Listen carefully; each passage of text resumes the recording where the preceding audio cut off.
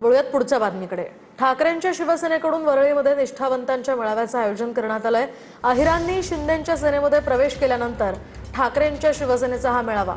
दरम्यान निष्ठावंत म्हणताना या ठिकाणी खंतच देऊन जातायत असंही पेडणेकर म्हणाल्यात।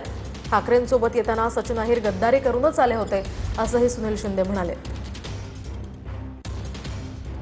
निष्ठावंत हे बिरुद मी नाही लावणार, कारण असंच निष्ठावंत म्हणताना खंतच देऊन जात आहे, त्यामुळे ते बिरुद लावणारच नाही।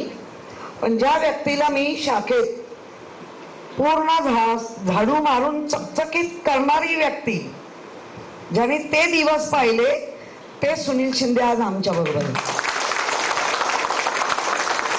म्हणजे कर्तृत्व आणि कसं मोठं होतात आणि प्रामाणिक, ते सुनील शिंदे। ते आले त्याच वेळेला गद्दारी करूनच आले होते आपले, बरोबर ना? ते गद्दारी करून आले होते, त्याच्यामुळे आता आमच्याकडून गेले गद्दारी करून ह्याला म्हणण्याला अर्थच नाही, की मुळातच त्यांच्यावर तो शिक्का आहे।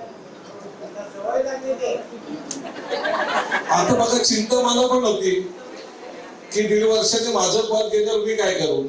आमदारकी आणि खासदारकी असेल तरच मी जिवंत राहू शकतो, अशी माणसं तुमच्या आणि माझ्या उपयोगी कधीच म्हणू शकत नाही। लक्षात ठेवा, ते स्वतःचा स्वार्थच बघतात।